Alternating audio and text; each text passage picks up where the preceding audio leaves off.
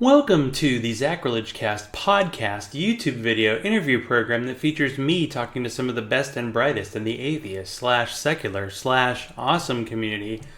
This is episode number 193. I recorded this interview on June 9th, 2019. It's so nice to have on a previous guest who was on the show less than 2 weeks ago. Sarah Levin does amazing work for secular.org and the Secular Coalition for America, and if you want to help, there will be links. Tonight's guests amazed me during the somewhat insane abortion debate on Right to Reason. Robert Stanley, former guest on my show, who I owe a promo, likes to hear people argue. He brought on 2 guys and 2 women, and you know who was on what side right away. And of course, I had to have on the ladies. Amy with a Y is the co-host of Secular Soup, the only atheist podcaster human being alive to send me a soup bowl. And you know what's on the bottom. Nice likeness. Felicia Entwistle is the co-host of the podcastathon-length Utah Outcasts. They debated, then talked about the debate on Secular Soup, so call this interview Sloppy Thirds. I generally like to keep interviews down to 45 minutes, and we only exceeded that by about 30 minutes. Trust me, it's worth it. We talked about debate tactics, how well the anti-side does at projection, and what the chances are at a rematch. Not good, people. Not good. Let's start the conversation. You know the sound of thunder, don't you, Mrs. Garrett? Of course. Can you imagine that sound if I ask you to? I can, Mr. Hickok. Your husband and me had this talk, and I told him to head home to avoid a dark result. But I didn't say it in thunder. Ma'am, listen to the thunder. Welcome to the Zachrilege Cast. Let me hit the button by twice accidentally. That's great. Every time it happens, it's different. Amy with a Y and Felicia Entwistle are on today of Secular Soup and Utah Outcasts. You know, Utah Outcasts should have some kind of beer glass thing. Then you'd be next level. Have you not got onto our Teespring store? I apparently need to. Yeah, we got all sorts of designs and stuff on there. Yeah, you're all next level. Yeah, we're very cool. We're still just a tiny startup over here, so we don't have that shit figured out. I have to paint actual words on things because ordering them I can't figure it out. Teespring, yeah, you can upload it, but you have to have it in a specific format, and then they'll just print it on the stuff. So yeah, we have a cafe press shop, but I really don't like a cafe press. Was it cafe press? No, I'm pretty sure we're on Teespring. Yeah. Special beer for today. Satan Pulls the Strings, a bourbon barrel aged quad. Just because it just seemed right. When I saw it on the shelves, I'm like, duh. So real quick, content warning for people. Usually I do this beforehand, but we will talk about abortion today, and we will be unembarrassed supporters of it. And usually I don't set the scene, but we are talking about 2 podcast events, episode 120 of the Right to Reason podcast, in which you ladies debated 2 boys. And it's okay to say that because my liberal guy friends don't think it's an insult.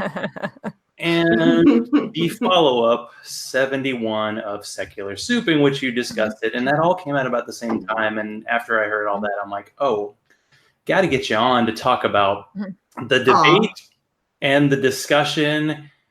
And I also wanted to mention, after listening to the debate first, something about the binary way of how women and men are supposed to act and how the 2 of you were very polite, remembered the debaters' names, didn't really fall for any bait or got any show of over emotion. And the guys just assumed their preset talking points were going to win and they were going to get catered to. So you got a little bit of that. But yeah, we definitely, we were very aware of our gender going in, and the way, yes, yeah, the thing is that Amy and I are both not that patient of people, I think, in real life and in any other context. but for the use of this particular propaganda, because most people who are going to listen to that are not going to come listen to the follow-up talks about it, but like here, or when I went on Secular Soup, or when I talked about it on Utah Outcasts, they're probably not going to follow up with those particular things, right? So most people are going to just hear that and get the impression of us from that conversation, and it's effective to play into expectations of femininity, politeness, calmness, and give off an air of a ton of quote, like hashtag rational, like not, you have to sound rational. It doesn't matter how rational you're being. And we planned it. We totally planned it. Yep. Yeah. Everyone's like, how could you be so patient? And I'm like, that was the whole plan going into, like, because that was just what we were going to do. It wasn't a question of, I can be very patient when I need to be. Like, I can pretend to be super nice, even though I'm a giant bitch. But it was easy to do. I can pretend to be tolerant of hateful ideas. I can do that. Yeah. It reminds me of like when a guest is like, wow, you really do research. I'm like, yes, I interview people and I do research before, maybe not as much as I should, but it is like, you knew going in, well, I don't know if you knew, and maybe that's why we'll kind of get this started, but I mean, how did you initially get contacted to do this debate? Because I haven't listened to a Right to Reason in a while, and I know he does these kind of, two different sides debates a lot. Well, and you may or may not belong to it, but we belong to a super secret podcasting group on Facebook, just for atheist and secular podcasters, where people kind of bounce ideas off each other and just give each other advice. And so Robert the host of Right to Reason, had gone into that group and just kind of put out a call that he was looking for someone he wanted to do a debate on abortion, and he wanted some people to come on and debate the, pro-abortion side, which, like Felicia said on our talk, I am pro-abortion. I'm totally cool with using that label. But he was looking. Well, he was looking for pro-choice, right? And he was absolutely looking for your prototypical softened language, marketing approved language that no one's buying into about, choice versus life. It's a bunch of shit. It's too pro-abortion and pro-forced birth. That's it. That's the two sides. Yeah. And like, but yeah, he was looking for people. I was somebody, Brent recommended me, and a friend and podcaster as well recommended me after Amy had already accepted or offered. Did you offer, or did he ask? Basically, when he put it out there, I think one person had responded with a suggestion, like, you should contact this person. And my exact response was, I'll do it if you need a last resort. Like, I do remember seeing that. I like to argue about abortion, and I know about it. I'll do it. But if you find somebody who's more qualified than me, take them. But if you need someone, I will do it. But then he contacted me privately and was like, okay, you're willing to do it. Great. Let's set it up. And I'm like, okay. And well, and then I reached out to him like, hey, I think you need to be very careful with this topic. It's not just about getting somebody knowledgeable, but somebody who can do a skilled debate with the actual ability to communicate and be persuasive. And he said, great, you'll do it too. Like, volunteer. Voluntold. And I was like, he's already like wrangled Amy into this, and I'm not gonna leave her, like, because like that's what I found out. There was two dudes gonna be on there. I'm like, I'm not gonna just leave her to like go up against two idiots. I don't know how it ended up expanding to 4 people, if he planned on it being that way, or if it started out being 2 people and then he got both Felicia and I have no idea how that panned out. All I know, well, like when he said that you'll come on too, he told me that he already had Dallas and Chris. Oh, so he wanted maybe like, I don't know what happened.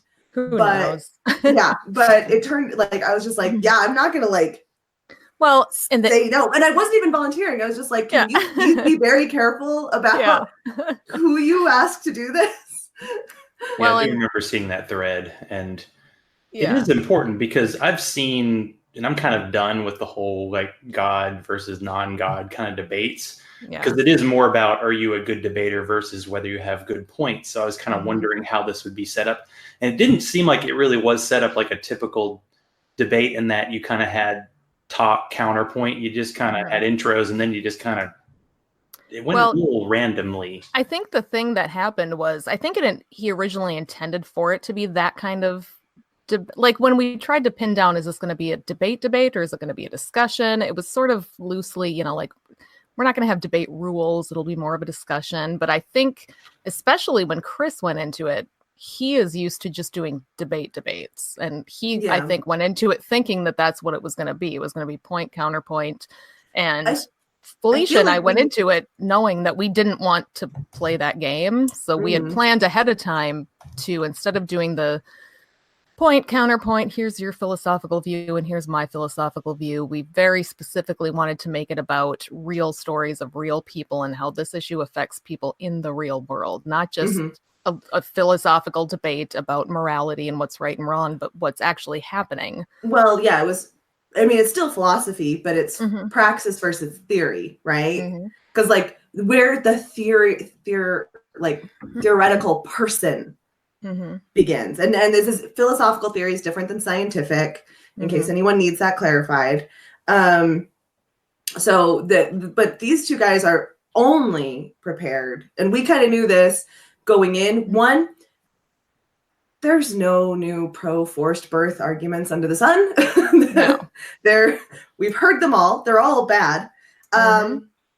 And two, Amy had gotten into it on Facebook with Dallas, so we already knew exactly what he was going to say. I told Felicia, I'm like, I have been arguing with this guy for like a week already on Facebook, so he's brought out all of his arguments already. Yeah. Like he's already on Facebook trotted out what he thinks are his best arguments.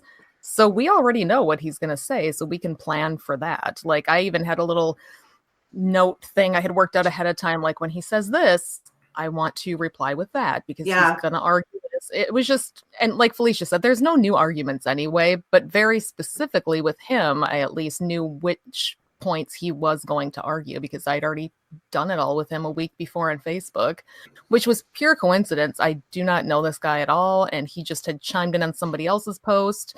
And then when, Robert contacted me about the debate, he's like, oh, so here's the guys that are going to be debating against you. And I'm just like, oh my God. Ooh. Okay. I said, maybe you should tell him it's going to be me. He might not want to do it anymore if he knows I'm the one doing it, but I'm on board. It's fine. So yeah. We definitely, we planned the exact arguments we wanted to stick to. I mean, we went back and forth several times. I'm like, is this something we want to get into, or is this not? Or how do we approach this? We definitely strategized the debate, which it does not seem that Chris and Dallas did that at all. I don't think that they thought to even not even just together, but for themselves, consider putting together a strategy for this, because I think they were like, it's going to be like a Facebook argument, but real life. And Amy and I were treating it like propaganda, which is what it was. It's propaganda for us. It did seem like they didn't work together, and that's my cat outside my door, so don't worry about that. That's how it goes. He doesn't actually want to be on camera. There's no interest whatsoever. So what made you decide to make it personal? Because in both of your kind of opening arguments, you linked it back to kind of personal stories instead of making it this very vague philosophical one-size-fits-all kind of argument. Well, I think, the main reason that I and a lot of other people are pro-choice is not for philosophical reasons. It's, like I said, for real world reasons, for our experience. I have the experience of being pregnant twice, and because of that experience, I bring a different point of view to it. So I kind of felt like I'm not just going to let that go. I have an experience to talk about. So why not talk about it and bring it out? It wasn't for people to feel sorry for me or to, it was just to say, hey, you two are never going to be in this position. Like neither of those two are ever going to be pregnant. Yeah. And as much as they can think to themselves, here's what it must be like to be pregnant, or here's what people tell me it's like to be pregnant, they're just never going to know. And until you are in that position, I feel like you can't argue from a real place of authority. So I just really wanted to talk about, because even before I was pregnant, you had preconceived ideas of what it is and what it means. And then you get pregnant and you're like, holy shit, this is not at all what I expected at all. And it's just such a roller coaster ride. And I think we need to keep that in mind, because we're talking about people who are pregnant and what their rights should be. And those people need to be kept in mind. So, yeah, I mean, I think for me, there's the personal aspect. I never want to be pregnant. I've made that choice. I know I never ever want to use my body in that service. I also am personally very, very invested in keeping abortion legal and safe, because I have an IUD, and those come with an increased risk of ectopic pregnancy, which can be deadly. And then I also have endometriosis, which can complicate pregnancy in other ways. And it can make it, I mean, it can be really, it's scary and terrifying. And I know that if I get pregnant, I'm getting an abortion. I need that. I need to have access to it for myself. I'm in no place to get pregnant. I mean, I would, like, I like, you know, I like to drink whiskey. I drink whiskey when I'm on the show. What, like, you're going to get me to like 6 weeks. Well, I actually would probably find out 5 days after my missed period. I am very regular. I am very lucky. But I like, what, you're going to have me like 2 weeks where like I've been drinking? That's like the worst time to be drinking. Like, I am not in a place where I can get pregnant. It's not a good idea. And I'm not going to change my entire life just because of that. It's insane. But then also, I have never, ever, ever heard a story of someone who got an abortion where it didn't make complete fucking sense. And you'll hear, you know, from a lot of people like, well, there is exceptions for this situation. But they're all the exception. Every single one is the exception. Like, that's why, for me, the strategy needed to make it clear it's impossible to put a blanket statement on when it's acceptable to get an abortion and when it isn't, because there's too many circumstances in which it is absolutely necessary. Well, and you hear a lot of stories from, you know, people who work in abortion clinics, or just people who are familiar with the issue, that there are women who will be protesting outside of a clinic one day, and then they're there to get an abortion the next day. And they're, you know, to a person, they will usually say, well, my experience is different. You know, I'm not doing it because I'm selfish. It's because this weird situation happened. Yeah. And I just can't be every pregnant. Abortion. Yeah. That's every single abortion. Yeah. It's every single one. There is, and like, no, nobody has to explain their reasons to you. It can just simply be being pregnant would be a fucking drag. But the thing is that could you like imagine how somebody who doesn't want to be pregnant, does not want a baby, and is forced to birth, how are they going to treat their body during that pregnancy? Like, if you're going to like, why on earth are they going to be like, they're not going to take responsibility for this pregnancy. It's not a good situation. Forcing someone to birth is always going to result in bad things happening. And every single time a woman or anybody gets an abortion, it's because that's absolutely the option that was needed. That was the one that they had to go with. I have never heard a story where it was like, nah, you could have carried that and like been a mom. Like, I've never ever heard that story where it was like, yeah, no, you totally could have just done this. It would have been great. Yeah, I have no patience for people who don't understand the gravity of pregnancy, and I've heard this especially from a lot of men, frankly, that, well, it's just 9 months, and you know, it's so selfish to not. It's just 9 months. You're not going to die. You're not going to die. You might die.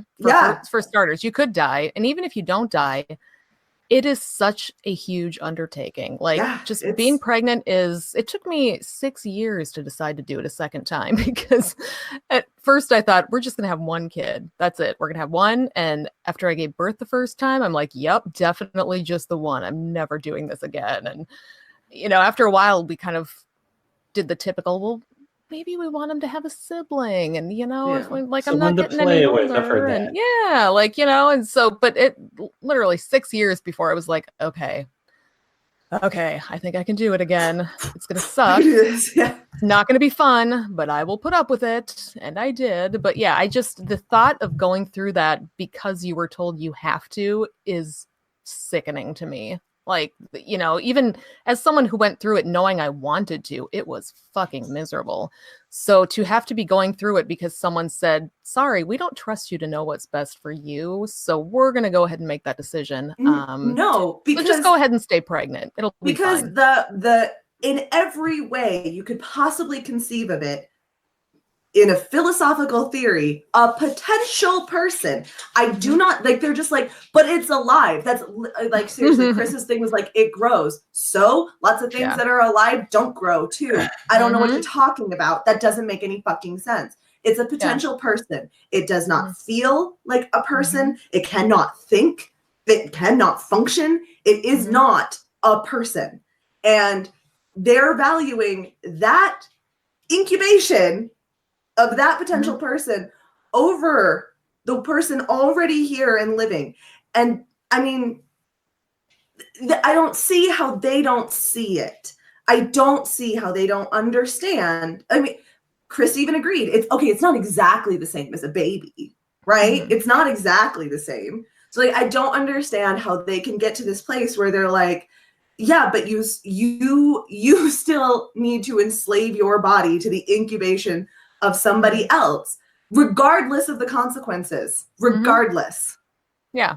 Yeah. And we brought that up during the debate too, like, because Dallas liked to use the word arbitrarily, which he used while we were debating on Facebook and during. Yeah, I know, but that's not even what that means, because arbitrarily would mean like without reasoning. Exactly. Yeah. He kept saying, arbitrarily have, and so I challenged him, like, what does arbitrarily mean? Because you keep saying, arbitrary women are having abortions arbitrary, like, no, that's not, it's not for no reason. He seems to have this idea that women are going around just willy-nilly wanting to, his term is, kill their offspring and have sex without any of the consequences. Yeah, I'm surprised he dug himself in on that one. Dallas, I think, according to his introduction, was like an agnostic, but he sounded very fundamentalist Christian, like he calls he was himself, talking about hedonism, like people just have sex and then get pregnant, and they're like, well, on a whim, I'm just going to have this abortion. Where he strikes me as someone who is not at all agnostic. He's actually a Christian, but he uses the agnostic term so that when he goes on debates, he can sound more credible.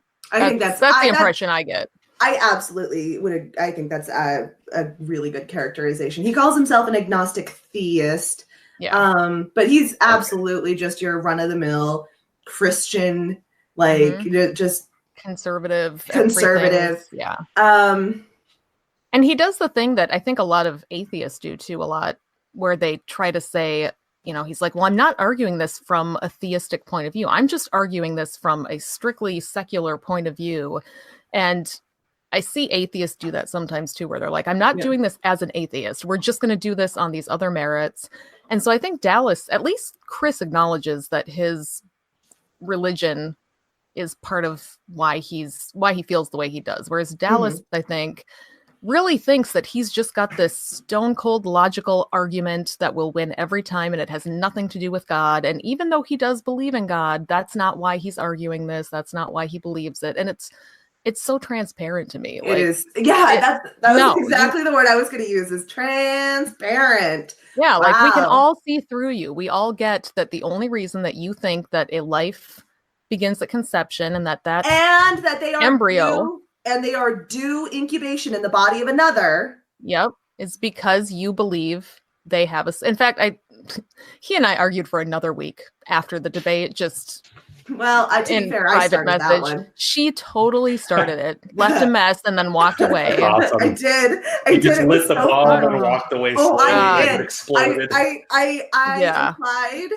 based on things he was saying, that because he made the arguments of a white supremacist, that he was a white supremacist. He didn't take kindly to that. He did not like it. No, he was like, "What? I'm not a white supremacist." I just use all their same talking points, and we'll talk about race realism and concerns about immigrants replacing Americans. Like straight up white supremacist talking points. That I actually got to the point was I was making his arguments for him because I knew what he was going to say. And then so I called him a white supremacist, or heavily implied he was a white supremacist, and then left the group chat. And nice. Then it's just I me because I knew he would hate it. Well, then it ends up and I had like woken up one morning and saw this entire conversation and was like, I don't have time to read this. It was just all Dallas and Felicia. And I'm like, I'm just for the record, I agree with Felicia because I don't have time to read all of this. Yeah, so I love that. You were like, I'm just going to take her word for it. Whatever she said. Yeah, I'm sure it was right.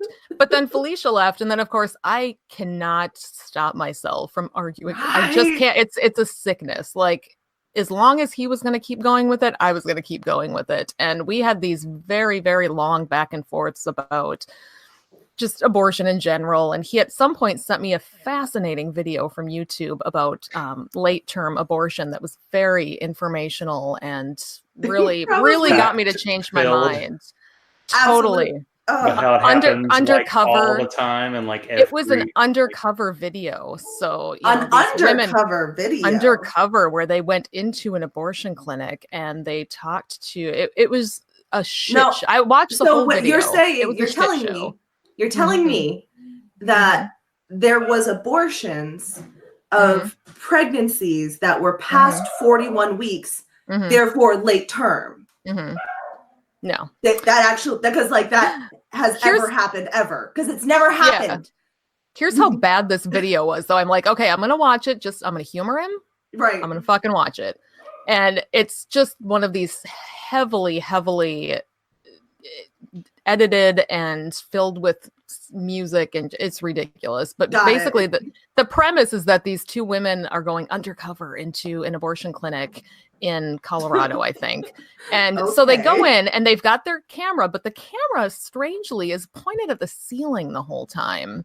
So you get a really good view of some fluorescent lighting while you hear a nurse come in and ask them how much money they have. How much money do you have right now? And then they're like, well, I don't, we're just trying to, I don't know. That, all the nurse cares about is look. But again, you don't see this nurse. You see the ceiling. So then you can't believe everything you see on the internet, man. Yeah, but no, this is basic shit. There's a part 2. So after just the ceiling part, these women go into the waiting room, right?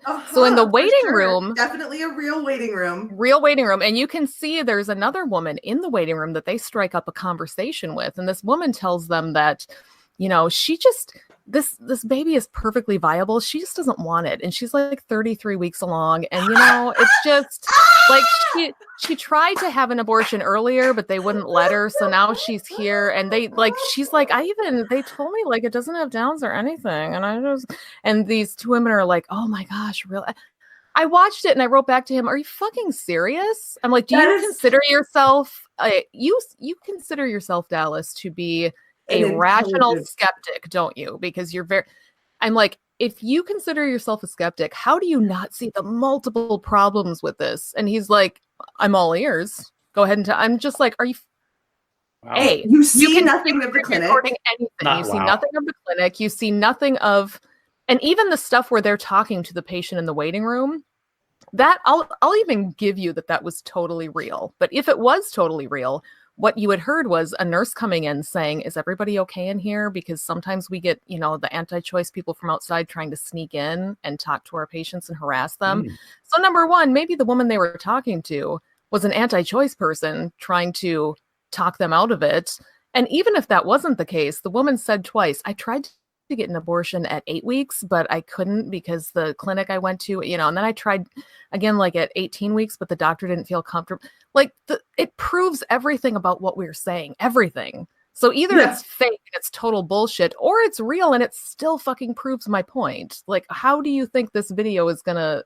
I'd be shocked. I would be shocked if that clinic would do an abortion at 33 weeks, though, because at that point, it is childbirth. It's not.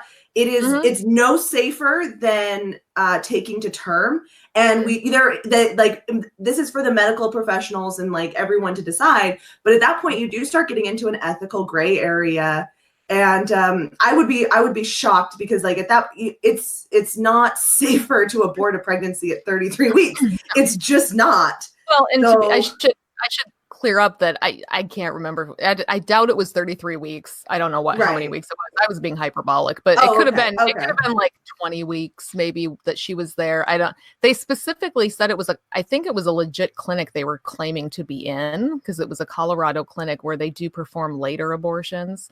But again, there's a lot of reasons people might need them. I was wondering because I feel like there are only, I think, 2 places from what I've heard that do late term. I don't even know what technically a late term abortion is. Like after there were 4 in the country, but yeah, you're talking like after 24 weeks. I mean, late term abortion is basically like, oh, we found out that either the baby has a situation where the baby's already dead or will die, or the mom will die. But Zach, I would ask you to stop calling it late term, because a pregnancy is only late term when it's more than a week past due. So 41 weeks and up is when a pregnancy is late term. So there is the right way terminology. Yeah. So you're thinking third trimester. Yeah, third trimester. Third trimester. Well, there is no such thing. Pregnancy is. We won't go there. It's too late for that. Well, I wanted There's to no ask, such thing as a late term abortion, though. Like, it does not exist. So during the debate, at least Dallas made this big point that like everybody on the pro-abortion side like lied all the time and used Orwellian language. And we won't get into that because Amy will go on for 20 minutes about that, because I know for sure you have plenty to say about that.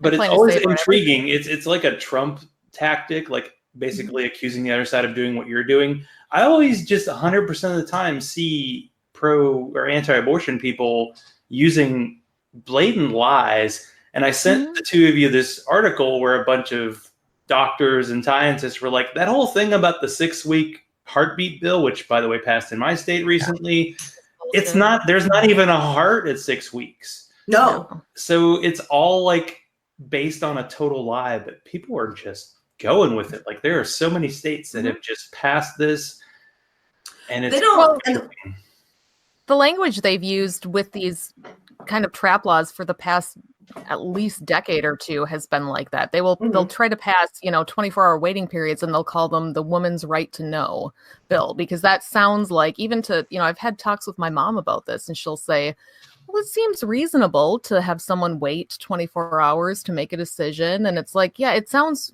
reasonable to a lot of people, but it's not reasonable at all, because what you're doing is saying that these women haven't thought about it, or I should say pregnant people haven't thought about what they're doing, and you're just putting obstacles in their way. But when you call it something like a woman's right to know, that's 2 days off work the language, and it's it makes people think, oh, well, that doesn't sound so bad, right? And it's very intentional the way they use this language, and the language of the heartbeat, and but then to call us the Orwellian ones, I can't.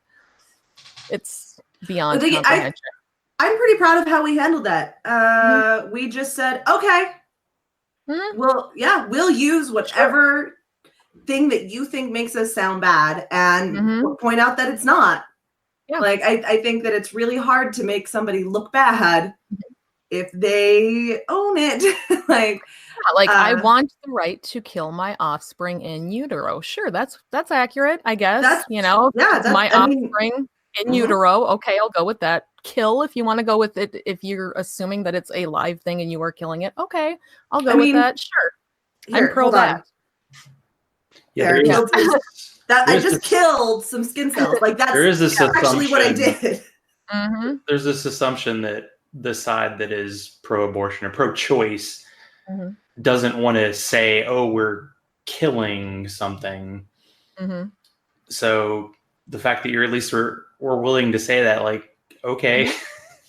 That Well, did it kind really of mess them up because it was like a standard talking point. And like, well, they're afraid to say that. And you're like, oh, I just said it. Yeah. Ooh. And not only that, but it doesn't matter whatsoever to the bodily autonomy argument. So if you're arguing from bodily autonomy, it doesn't matter if you use the word kill, because the point is, like I love how Felicia put the triage situation. Okay, let's say we are talking about two distinct people. That does not matter, because we need to decide which one of these two people gets to have the say in this situation. And the person should always be the one who is here and who is coherent and who has, you know, It was other viable. things going on. And yeah. So I don't care. Like you that, can say that you're is killing someone, but it doesn't matter. I mean, like if we want to talk the reality of things, there will be car crashes where they will choose to save a 70-year-old over a baby because of viability, a chance at healing, and just, you know, general consciousness. Like there are so many things. That sounds terrible. I know. Like you're like, but the 70-year-old has had a chance to live. No. You have to think about it in ability to survive. And I mean, there's obviously going to be times where, like, yeah, you do go to save the baby because triage, but you have to think about these things in a way that viability, coherentness, ability to recover, you know, the ability to have a full life. And the thing is, the pregnant person is always that person. And they are literally the only one who gets to make choices about their healthcare decisions. That I don't see how this is so complicated. Like, I don't understand how they are still insisting that people be incubators. Like, I don't know where they're getting that, other than, they won't admit it. Dallas believes that there's a soul, and that's the woman's job. Because he's not going to acknowledge trans men in this conversation, right? No. He believes it's the woman's job to bring that soul into existence. And Chris absolutely believes that. And that's what it comes down to, is that's what we're for. We are incubators. Yeah. Yeah. And it makes like, them... why don't they just say it? Why don't they just own that? They say we're the ones who are dishonest and who use Orwellian language and will not speak honestly about what our position is. Just fucking call me an incubator, okay? Just say what you fucking mean. And I think they think that they're being very warm and fuzzy in their own brain. Like, oh, isn't it sweet? A mother carrying a baby. There's nothing sweeter than that. Seeing, It's you know, a mother with a new... life. Exactly. The miracle of life. It's wonderful. Life isn't fucking warm and fuzzy most of the time. It's not. Life is pretty shitty most of the time. Yeah. Just because you think something is warm and fuzzy is not an argument to make it mandatory. You know, life really does suck a whole lot of the time. And this idea that life at all costs is always a good thing, I truly can't wrap my brain around that. Like a baby who's born, a child who's born who is beaten their entire lives and then is murdered at 3 years old. Are you going to... No, that life was not good under any circumstances. That poor child had a miserable existence. Yeah. And yes, I will say it would have been better if that child hadn't existed, because my God, to be beaten your entire existence and know nothing but pain and suffering. No, that's not an eternal good. It's just not. No. And yeah, I'm with you 100%. Like, there are lives that don't need to be born. And don't get me wrong, I'm cool being alive. I tend to like it most of the time, even though it does suck most of the time. I can take it or leave it. But people will be like, well, what if your mother had aborted you? One, I was a planned pregnancy, so highly unlikely there. But then I wouldn't know, would I? Yeah. Like, I would have never known. That argument, I've heard that because my parents were teenagers. Like, I was an unplanned teen pregnancy, straight up. There was no plan for me. And I was born in 1977, so abortion was legal, but my mom came from a very Catholic family. It was never going to happen. But, you know, I've heard, what if your mom had aborted you? I don't give a shit. I wouldn't be here worrying about it, would I? Like, if my mom had been able to do it, maybe she could have gone on to fulfill some of her dreams that she had. And maybe she could have, become a nurse like she wanted to. And I wouldn't be sitting around here going, but why can't I be born? Because that's just ridiculous to even think about. Like, what if that sperm and that egg hadn't met? What if your mom had never met your dad? The whole what if you had never been born thing is just ridiculous to even think about. Well, okay, so I want to talk about, like, they believe that that's a soul, right? Mm-hmm. And therefore it needs to get born because God said so. Mm-hmm. So then wouldn't it just hop into a new baby? Like, wouldn't that soul just go somewhere new? Not how that works, and that makes sense. I don't see why. It's not like you're like terminating a soul, right?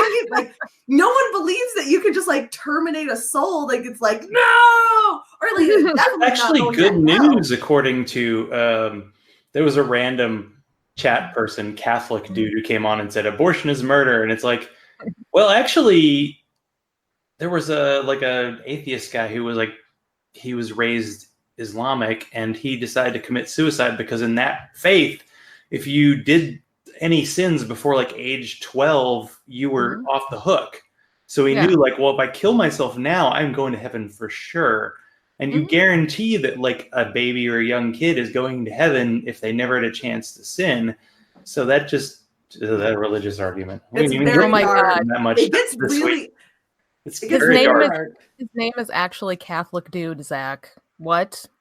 Yeah, I just look at the chat and I'm like, are you kidding? It's just Catholic Dude. I thought you were. Abortion is the killing of another human being, so it's murder. It's evil. It is evil. Prove to me it's a being. Prove to me it's a being. Like, this whole, it's a human being. Prove it's a being. I don't think Catholic Dude is high on what we call active listening, so I don't know if we could get Catholic Dude to listen to this episode and actually say, oh, like, I had this concept earlier. I didn't get to it because you were doing just fine by yourself, but could we convince Chris and this guy in the chat room that women have intrinsic moral value? Because apparently the fetus and the cells have intrinsic moral value, but the woman who has the cells inside her don't seem to, or at least, and it's always this game of like the tie goes to the runner, like, okay, who has more value, the woman or the potential child?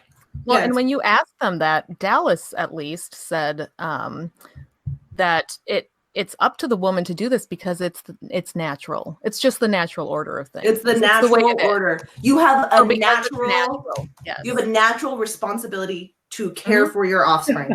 Yep. And so that's why my autonomy doesn't matter as much as that little blastocyst that was just created, because it's natural that my body should be raising that and nourishing it. And so what's the problem? That thing does have more rights than I do because I'm just here to nourish it as I naturally should, which is utter bullshit. We all understand that, but that's their point of view, is that because it's natural. So even when you try to say like, okay, what if men could get pregnant? Well, that's not the way it is though. That's not natural. So yeah, if we could, I 100% tell you that I would carry it if I could. Yeah, sure, whatever. Yeah. Like, tell me what the clitoris is, Dallas. Like, oh, that was amazing. Like, I'm not talking about my sex life. I didn't ask you to talk about your sex life. I just asked you to describe anatomy, man. Just some basic anatomy. He did not care for that. He spent more time avoiding answering the question than it would take to answer the question. That is the second time I've had a pro-force birther do that. I asked one repeatedly what a vulva was, and he took so much time to tell me he didn't have time to get into it right now. Like, so much time. I was like, Well, and this is the same person who, when I was arguing with him over, which nobody else saw because it was just he and I at that point, but he kept trying to bring me back to third trimester abortion. And that's where he sent me the video. And I kept telling him, I don't give a shit about this issue. It's not something that happens. Go find me somebody. Go find me one person who is 35 weeks pregnant, walks into a clinic and goes, God damn it, I just changed my mind. I mean, I just realized that I can't fit into my swimsuit anymore. I have shit I want it. No, fuck it. Could you just, that does not happen. So until that happens, I'm not even discussing this because it's a non-issue. Yeah. And he would keep going back to, but it is, because you have to say that if you think it's okay at this point, then it's okay. Like, I don't care about I'm not going to debate this issue because it is a fucking non-issue until you find me a whole bunch of people that you can prove that we have a problem with people who are, 35 weeks pregnant, who just changed their mind, and it doesn't happen. Nobody gets to 35 weeks pregnant and goes, fuck it, I changed my mind. No, they don't. It's not an issue. And if it is, been through all the things, like even if it were an issue, the solution to that issue is to have free legal abortion in the first trimester. Because nobody thinks about it and goes, well, I think I want to have a baby. And then 35 weeks along goes, I changed my mind. No, if you have free legal access to abortion in the first trimester for everybody who wants one, you never have an issue of third trimester abortion. The only time it would ever come up is, like you said, Zach, with the health of the mother or a fetal deformity of some kind, something that's not compatible with life, then it would still come up, but you're never going to change that. So why even argue about it? We need access to that because some of those, with some of these abnormalities, if they don't do a third trimester abortion, both mother and baby are dying. Like there's no option. Like there's one where all their joints solidify into one place. If they are born alive, it is a few hours of horrific pain. Well, everything grows in on them and then they die. But they don't have pain unless they get to full term. And so but if they do, if they try to birth that child, it will, because you can't, their joints are in one spot. They can't be moved to squeeze a baby out, right? And the cesarean is also super complicated by that.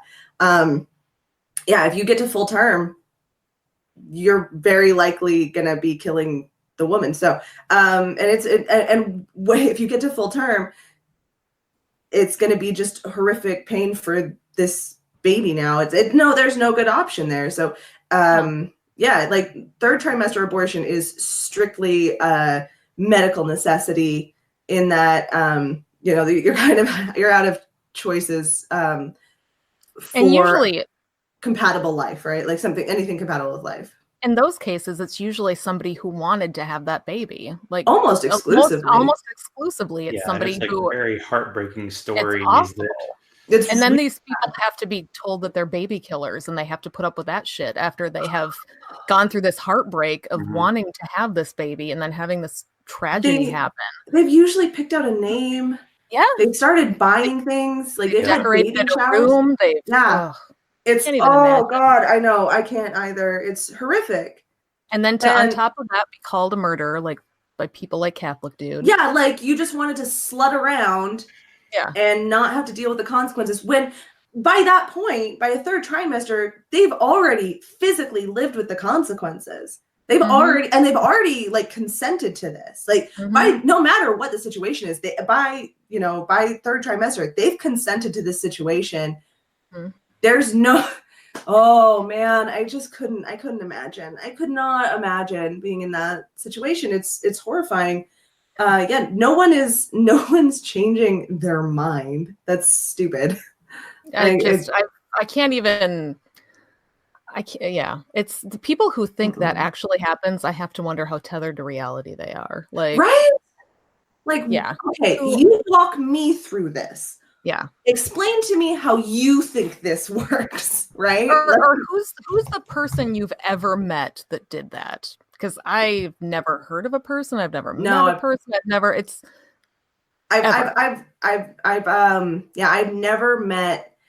met anyone, because they're so rare as it is. I've never met anyone who's had a third trimester abortion. I have known quite a few people who have had abortions, like, just your typical first trimester, whatever. I've known several people, and I probably know many more, but oh yeah, we all know a lot of them. It's just people are afraid to talk about it. And I was just actually with a local group the other night. There was probably 6 or 7 of us because we're in a rural area, and one of the friends of mine, she was like, we have to do something about all of this fucking abortion laws. I'm just so mad. We need to get together and figure out what to do. So we all met for dinner and we kind of had some ideas about things we could do locally. And we started talking about the stigma around abortion and how there's so much guilt and people don't think they know someone. And she's like, you know what? I'm just going to come out and say it. I've had an abortion. She said, I've had 2. And I'm done being ashamed of it. I'm going to start talking about it. I'm going to start telling people about it. And she's like, I'm not, she's like, I'm tired of it being this secret. And like, we need more of that. We need more people to come out and say this is something, because right now people think they don't know anyone that it's happened to. And so they really do, but it's so common. That shame. And yeah, like if I had ever had one, I would be the first one to come out and say, here was my experience. Here's what happened. The only reason I haven't had to have one, frankly, is because I had a Planned Parenthood in my town when I was 16.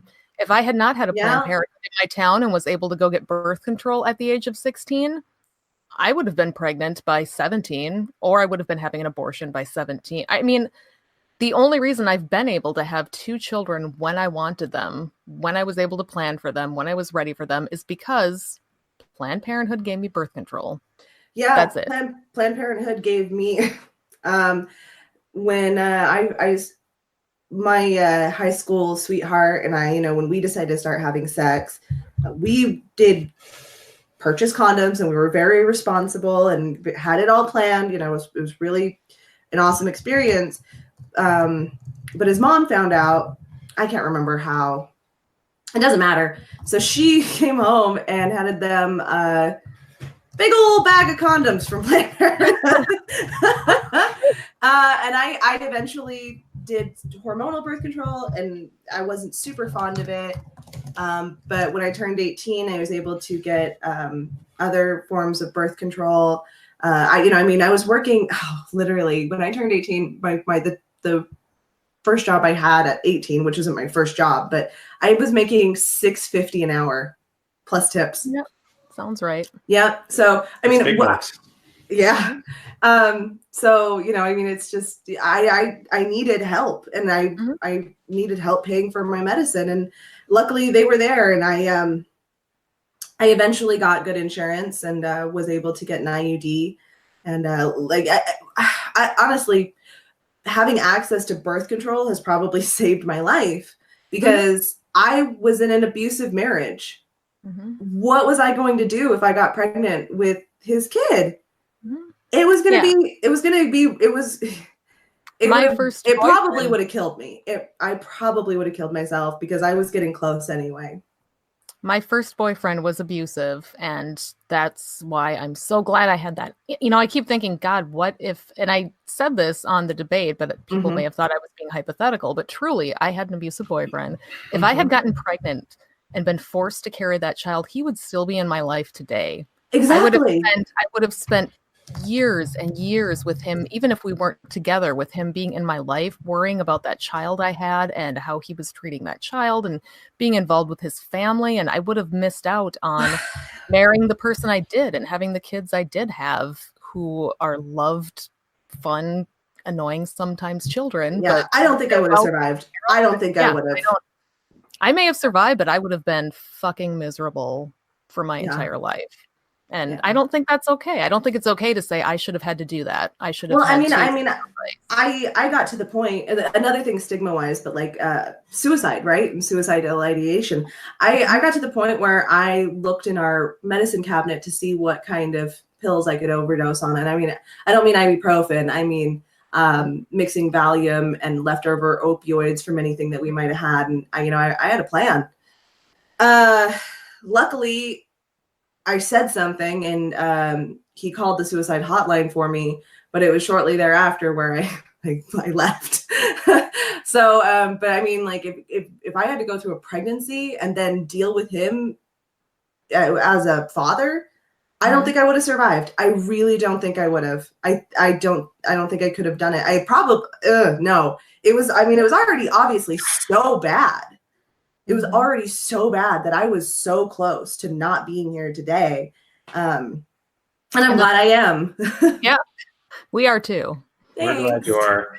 So the question is, at the end of the debate, you mentioned like, hey, we'll do this again. And then after seeing some bad. Facebook comments, would you, and do you feel like, it's almost like the whole platforming debate. It's like, if people are going to keep having the same arguments and you basically shoot them down, do you really need to keep doing it? Would you really want to do this again? Or do you feel like people just have to step forward and say, your points are terrible and here's what humanity's like, and you live in this world, you should be able to accept it, but many don't. Yeah, that was my fault, because right at the end of the debate, I'm like, I would love to come back and do this. And part of that was the polite me talking that, oh, thank you so much for having, we should do this again. And at the time I was thinking there's a lot of stuff we really didn't touch on. We didn't even talk about parenting and the gravity of parenting and the gravity of having to make the choice for adoption, which is a whole nother heartbreaking. There is stuff we didn't get into, but then, like Felicia said afterwards, we completely won that. Why would we go back to have the exact same debate again? Why give them a chance to be prepared this time? And were they going to bring any different arguments? No. I think they had a few preset points that maybe they didn't get to, because clearly that, like as you mentioned, like Dallas in his closing was like, wait a second, we didn't get to my amazing arguments about, I don't even remember what they were. Change all their minds. Yeah. That was amazing, because his closing argument was basically like, no, you argue the points I want you to argue. Don't talk about praxis, not praxis, theory. My mom says I'm brilliant. I'm Chris and Dallas both brought that up afterwards in the private message thing, like, why we should do this again, we should. And I'm like, nah, really, do we need to? And of course Dallas kept coming back with well, if you don't want to debate, that means you don't have a strong argument, and people are only afraid to debate if they're not and I'm like, no, it's not that. It's that do I want to spend my valuable time fucking around talking to Dallas, trying to convince him that I'm right when it's never going to happen and I've already done it once? Or do I want to go weed my garden, because I really like weeding my garden. I love pulling weeds out of the ground. It's wonderful. I just don't feel it. There's no need for it. There's no need. It's ridiculous. It's not going to be better propaganda for the pro-abortion side if we do it again. We're not going to gain anything. We could potentially lose a debate, which I think this is a high stakes debate. We need to convince people that this is important and that it matters and that we need access to abortion. And I don't want to risk them getting, and it's true, I don't want to risk them watching a couple of YouTube videos and learning how to debate actually works. I used it for propaganda. I feel it was a success. I'm pretty sure that it's going to reach some people and open up some perspectives they didn't have before. I am not willing to risk them doing a good job. Just not. And it's not because I don't have points. That's not what wins debates. It's skill. Well, and to me, this is not an issue of there's two sides, let's hear them out. To me, there very much is one correct side. Right. And you can not like abortion all you want. You can never get an abortion if you don't want to have one. You can do any of that, but there is only one correct argument, and that is that abortion needs to be legal. That's it. We need to have it. It's never going to go away. It's always going to be either legal or unsafe. Like, it's not going to be abortion or no abortion. It's always going to be legal or illegal. So the idea of debating it even just irritates me, because this isn't our cats or dogs better. This isn't a matter of opinion. This is something that affects people in a big way, and there is one correct answer. And it's like people's argument with, should you even argue evolution versus creationism, because it really makes it seem like there's two sides when there aren't. There's one fucking side. There's one side, and then there's a group of people saying, no, listen to my alternate reality. And I don't know, I feel like debating it continually gives it that credibility. Agreed. Yeah, I mean, it would if we went back, it would almost look like, oh, we admit that there's more here that we need to do to justify our side. When we don't. And No. yeah, like, and the thing is, like, they didn't have any arguments, right? I re-listened to it, and at no point did they actually really get a full argument out there. They're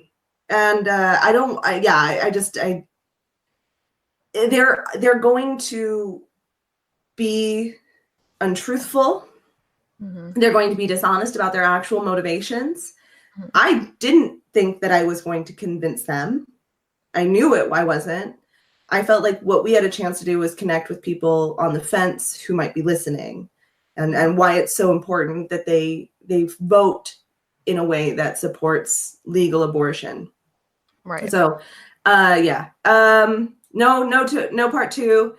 Absolutely not giving them that credence, not going to give them legitimacy, and certainly not going to give them a chance for better propaganda, because that's what I wanted to do, was use them for propaganda.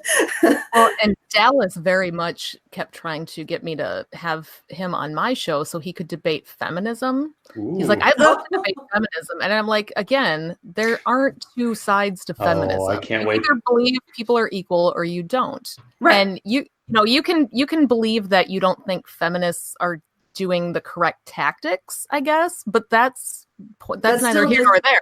That's still just like the framework of feminism still. Yeah. That's still like a feminist framework. Yeah. That's it. You agree women are equal or not. If you say yes, great. If you say no, why would I argue that with you? You're wrong. I mean, there certainly are issues that people can be wrong on. In my school district, we have an abstinence only curriculum, and we have a horrible head school nurse, and we have a curriculum director who believes that there are two sides to this argument, and he needs to tread right into the middle of it, because if he lets too much sex ed get in, then he's going to have all the conservatives in town yelling at him. But if it's, if there's not enough, then all the liberals in town will be yelling at him. And I've said to him before, there are not two equal sides to this. There is the scientific proven, comprehensive sex ed has been proven to work. It just is. And there's not two sides. Again, there's the right side, and then there's the alternate reality side. And I'm not interested in pretending like the alternate reality side, gets to have a say in anything. Yeah. Maybe I'm a bad person because of that. See, that again, because I think Dallas and Chris were a bit taken aback when they listened to Secular Soup, right? Oh, when I was on, because they thought you guys were best friends, or get, like, your names tattooed on each other's wrists. Wait, are they Old Testament? Might as well. If they're not Old Testament, maybe not, but they don't read that part. No, it was so funny because they, like, Chris was like, "Oh, this was so civil. This was the funnest conversation about abortion I've ever had." They got heard, yeah. Well, because we were polite and you weren't. Charming, yeah, you weren't. We were nice. Meanwhile, I'm over here like I would sit up like this, and I would hold myself in a way that sounded confident. And then when Chris was talking, I would just go, I'd mute, and I'd be like, "Oh, fuck you! Oh, fuck you!" I did that several times. It was pretty fun. Actually. So was there anything else? Yeah, please. I had to message Felicia at one point during the debate because Dallas, anyone who listened to it, Dallas kept fucking calling us girls. Girls! Yeah. And like anybody, all my friends who've listened to it before I've even said anything have been like, girls! Why does he keep saying girls? And so, yeah, I'm messaging Felicia while he's talking, going, girls? Are you fucking... I'm going to scream. I'm going to start screaming right now. Yeah. But yeah, we were holding it together and just like, don't call us girls. We are women, but we're just, you know what? We're going to be polite. We're not going to say it. But then when we did say something about it afterwards, he got kind of pissed. But yeah. Ooh, I mean, that fragility, though. They thought, by the time Dallas listened to my episode, we had been arguing for a week. And then he listened to it and he's like, oh, way to misrepresent everything I said. Sarcasm. And then I just left the group. I'm like, bye. And I guess we're done talking now. Yeah, no.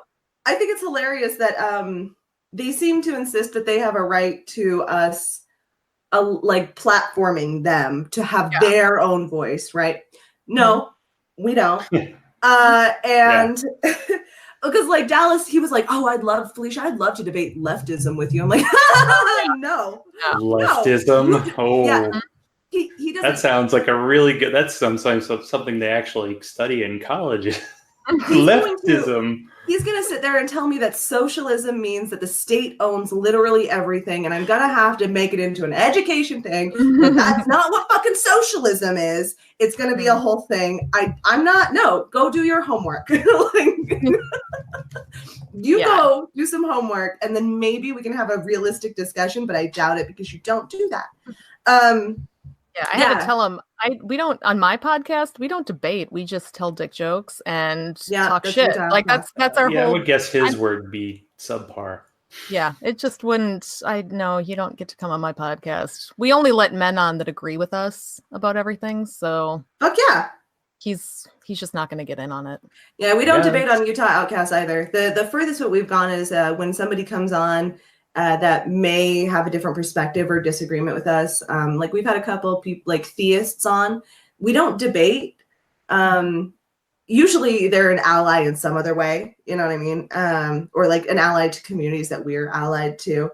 But we'll just ask questions, like, okay, where are you coming from? Why is this your belief? And honestly, when you approach it in a way that is accepting and kind like that, in that right situation where, we're already getting along, you get some pretty interesting answers that are not really as certain as people like to say they are. But that's okay. Like that's the closest we've ever gotten, is just trying to understand some other perspectives a little bit better. But we don't have somebody on who can be like, well, and I think there's a difference between, I love having a conversation with someone in good faith, somebody who's actually trying to learn or wants to have a back and forth. Somebody who's debating you is not interested in changing their mind or learning from you, or it's pointless. Like Dallas and I are never going to sit down and have a conversation where he learns something or I learn something. That's not going to happen. That's mind blown right there. That's like, I love having contentious discussions with people if it's that we're both trying to kind of learn something and hash out our beliefs. And I mean, that's great, but that's not what this was. But when I was preparing for the debate, my boyfriend, who is 100% on my in agreement with me on this, he actually did play devil's advocate for me, like that, and that was actually it was really useful to have someone be a foil to me so I could get used to that kind of challenge. It was. And then like the thing about devil's advocate is it can get kind of aggravating and frustrating. But when it's done right, it's really engaging and useful. I love having a conversation, especially one where people raise really good issues. It's worth considering certain points of view. Oftentimes, there isn't a point of view about abortion being illegal that I will ever entertain, or honestly being immoral. It's not. It's really easy. It's not immoral. Like no harm, no foul, right? Yep. Pretty much. Now, my gosh, I was like, hey, 45 minutes, and you know what? You cannot contain the two of you into a 45-minute shaped hole. You knew what you were getting into, big. Zach. The only downside is this Catholic dude. Well, Deborah and Jeannie apparently in the chat room are ready to debate him, but he is not willing to prove that he's an actual human being. So I have a feeling that may not happen. And I have a feeling, I'm not even going to go there. So, oh my God, there's so much chat where people I can't see it. need to go is Secular Soup and Utah Outcasts. So please tell me where we can find these shows and, when they're happening, when you can get cool, soup bowls and stuff. And I'm out of beer, so that's when the show ends. That with my own hand, I did. So Secular Soup, we are wherever fine podcasts are sold. Basically, if you can find a podcast, we're probably on it. It's myself and the other Amy. I call her Other Amy, or misspelled Amy because her name is spelled wrong. But it's basically just the two of us, like I said, talking shit and sometimes having guests on. If they're men, we make sure to talk over them the whole time and call them names because that's kind of our thing. We like to just call them names and make fun of them. But it's mainly if you like profanity, and you like ladies who just ramble and talk shit, we're the show for you. So, I do. I do very much.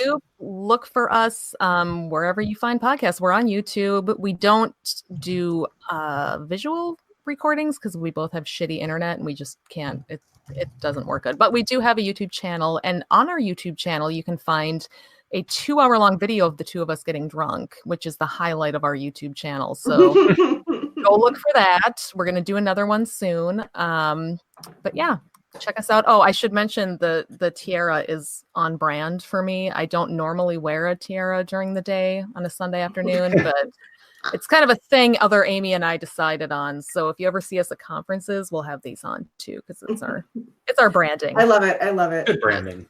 Yep. So Utah Outcasts, that's on YouTube, wherever pods are casted, and UtahOutcast.com. We have a Teespring store, Utah Outcasts gear, Utah Outcasts gear. It's got all sorts of fun things. Ah, man, there's leggings, there's tank tops. Man, leggings. Yes. Yeah, leggings. It's a Utah Outcasts. There's we've got t-shirts and tank tops that say degenerate. We've got one that we put some Latin around a pentagram. Oh, and I forget the translation, but it's very bad. Cool. So yeah, go check that out. You can find me on Twitter at Felicia N Twistle, no E on the end. And you can find me on Facebook at Felicia Stormborn. Stand Daenerys till I die. Yeah, and yes, that's where that's my pluggables.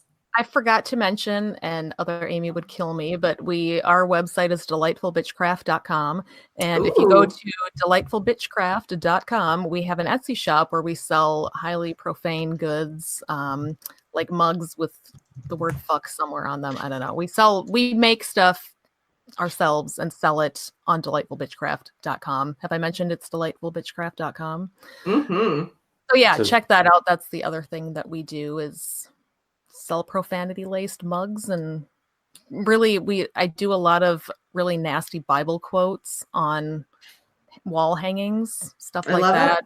You know, just any kind of stupid shit that you need in your life. We have a mug. Yeah. Yes. Mm-hmm. We have a mug that says thought. Because I keep getting called a thought on our channel. Oh, that kind of. Yeah. I'm Thot. old. Yeah, I forgot that was that hoe over there. Wow. I mean, I am. I can't be offended. Other Amy does all the hoeing on our channel, so. Well, Amy good for her. Yeah, she's the hoe on our channel. Yeah. They all need one. Wait, I'm the only one. Interesting.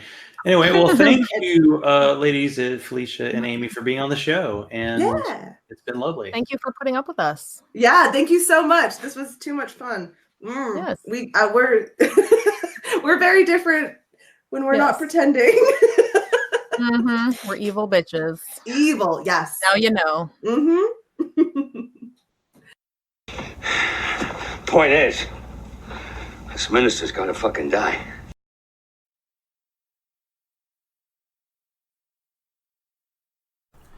Live read. I think I'm enjoying the right turning on themselves almost as much as I love a good milkshake debate.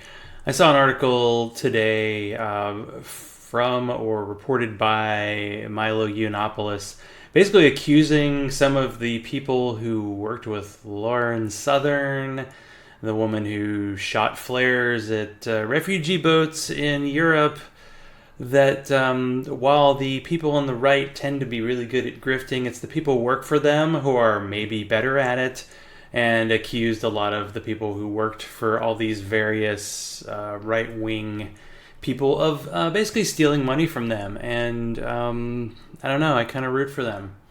But last week, a very popular YouTube channel got slightly demonetized, and all of a sudden the hashtag #FreezePeach took over social media.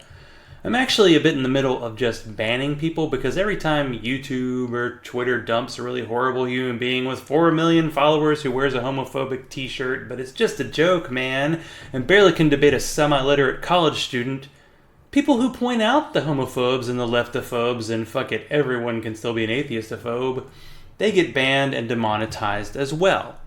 I'll finish this bit by saying, listen to Kristi and Kevin's Friday Night Hangout on the ban, and end with a question on monetization inspired by Monty Python. What's it like? Thanks to new YouTube follower, The American Atheist. You know it's the present day when you see a new atheist follower, and I hope that he, she, they are one of the good ones. If you want to support the show, Bree like Freethinker215, Chris Watson of Podunk Polymath, Bobby, Ashley, Hugh, Teody, Larry, Daryl, and the other Daryl, and go to patreon.com/Zachrilege. Worth every penny. Cat videos every week. What else do you want in your life? Follow me on Twitter, like my Zachrilege Cast page on Facebook, and send all mail to zachrilege.cast@gmail.com. Always looking for more guest ideas and people to talk to. Whether you are the largest of YouTube stars, or if you're just somebody with a story to share. Thanks to Felicia and Amy for being on tonight. I will have on Ree Conley, recently on Podunk Polymath. Do not just listen to his interview and think I'm going to ask the exact same questions, because I do not plagiarize or steal guests. This was with permission. Anyway, until next time, let's continue the conversation.